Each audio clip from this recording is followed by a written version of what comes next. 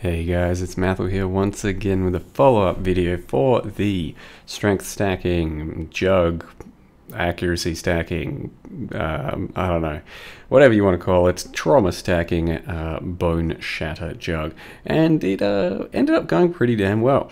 I was very pleasantly surprised with how this character performed throughout its entire duration, and it was a really nice mapping character. Just a whole bunch of speed, some good thickness, and for the most part I could run just about all map mods without worrying too much, except of course, you know, you're still going to be worried against like some expeditions and shit like that when there's really bad map mods. But the main one we had to avoid was cannot be stunned, because Boneshatter really wants enemies stunnable so it can have area. So it felt really bad running anything that had cannot be stunned, so we avoided that pretty much all the time. In any case, the character, if you didn't see the previous videos, based around trying to stack some strength so that we get fire damage per strength from our weapon, and as well as that accuracy so that jug gives us extra accuracy, and then the alt quality of Boneshatter gives us attack speed for more trauma stacks, and as well as that trauma itself just gives us 3% more damage. So you can see that we can start to ramp up to about 40 to 50 stacks. By the end I was getting about 50 stacks, and Mantra of Flames also gives you some fire damage per stack, so it becomes pretty powerful to go that route. For the most part, I wasn't that invested into my trauma stacks like I was hoping. I thought maybe I'd be getting up to about 100, but 40 to 50 was still pretty damn useful and helped out with a lot of the damage stacking. But the weapon I was running was to try and get more speed and more trauma stacks, and ultimately I think you're better off just using a Brutus Lead Sprinkler for the most part, because my weapon is probably not too easy to get, and it's less damage by about 20%, but it'll give us more trauma stacks, and that's not really worth it, I don't think, because we're taking more damage with more trauma anyway. So you don't really want more trauma, it's just that that's how I thought I'd be delivering my extra damage, and a Brutus Lead Sprinkler would probably just let you not have to worry about that. Still get up to like 30 to 40 stacks of trauma, but you'll have much better initial fire damage because it gives 4 to 7 per 10 strength instead of 2 to 4. The character in the end had about 1360 strength, I think. I did grab a Lethal Pride that just does some pretty basic stuff, like some crit multi, life, and all of the small passives obviously give you a bit of extra strength. So other than that, I did fine-tune my gear just a little, but there's nothing too outlandish, and it shouldn't be too hard to put this thing together. For Endgame, it wasn't amazing though. I mean, it's still a strike skill, and my DPS is only like anywhere from 2 to 6 million, depending on ramp and what buffs and everything I've got up. So I think it was a pretty viable version of Boneshatter, nothing too mind-blowing. I did actually like Quinn 69's concept of like bleed Boneshatter, and on a Slayer it looked competitive as well. It was probably a lot more expensive to put together than mine, but I think just to actually play a Boneshatter might be sort of an overall more well-rounded style. This is where you can see I get to really high Boneshatter stacks. Part of the problem is a lot of bosses don't really want to let you stack up your trauma too much. You'll see that in the Cirrus in a minute, but yeah, you get your trauma stacks up, you start taking damage, and then sometimes you got to move, and then you got to start stacking trauma again. In any case, I thought it was a really good character for what it was. Fairly cheap, fairly strong, and it was fun having a character that could take some serious punishment. So I'm going to leave you with the new boss fight that I experienced in the Expedition League, and then a little bit of Cirrus action as well. Thank you very much for watching, and see you next time. I cannot do this yet.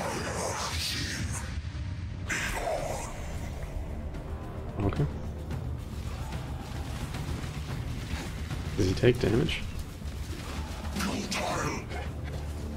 What's happening? He chills. There's something chasing me, colliding with seeking stars. Oh, fuck, does that drop a ground effect? I needed to plant it better, right? That's that there, right? There's a barrage attack. Dude, I just then popped my flasks and he went ahead and did an ad phase or some shit. Okay. Nothing too serious by the looks of it.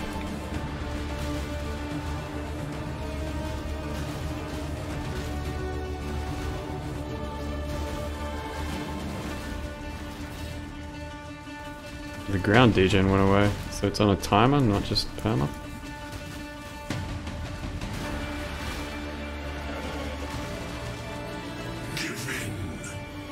Whoa, what's that?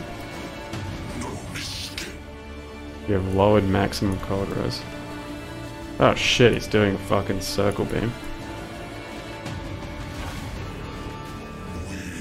Guess that was too thick.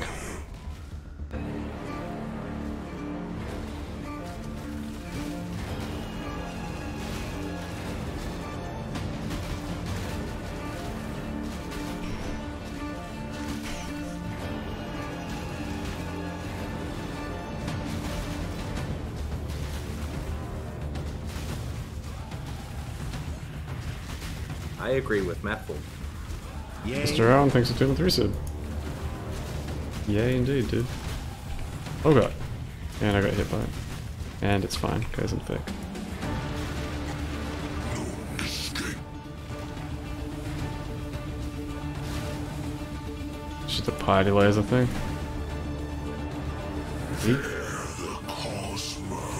Woo! Do another phase, is that what's happening? What?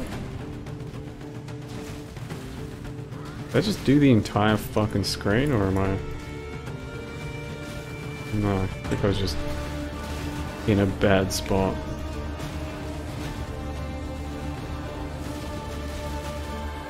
I have no idea how hard it hits, because I'm in like an uncharacteristically thick character, so I don't know how lethal this shit is. Unfortunately. Can't gauge the damage here.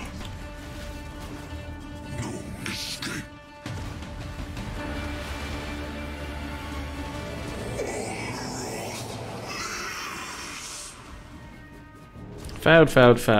What does it want from me? While affected by the cosmos. While affected by glimpse of infinity. Without any player being affected by or indifferent cosmos. Okay. I agree with Matt. Fucking easy, dude. I love you, but keep up the great streams as always. Less than 3. I cannot do this. Game's a joke.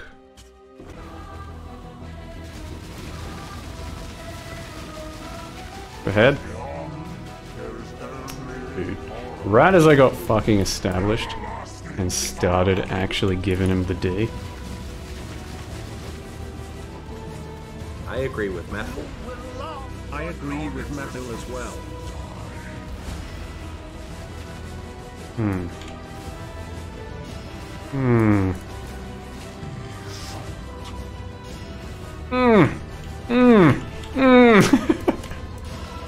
It wouldn't let me leap one fucking time for some reason.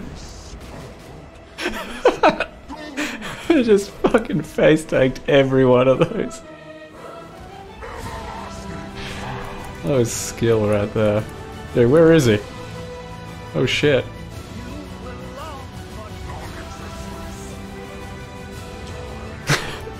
This is going poorly.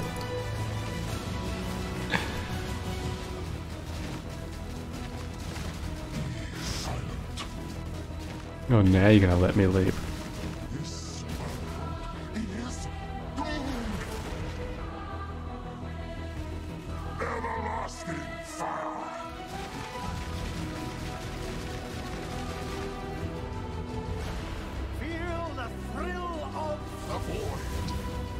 I cannot do this yet. Can I win now, please?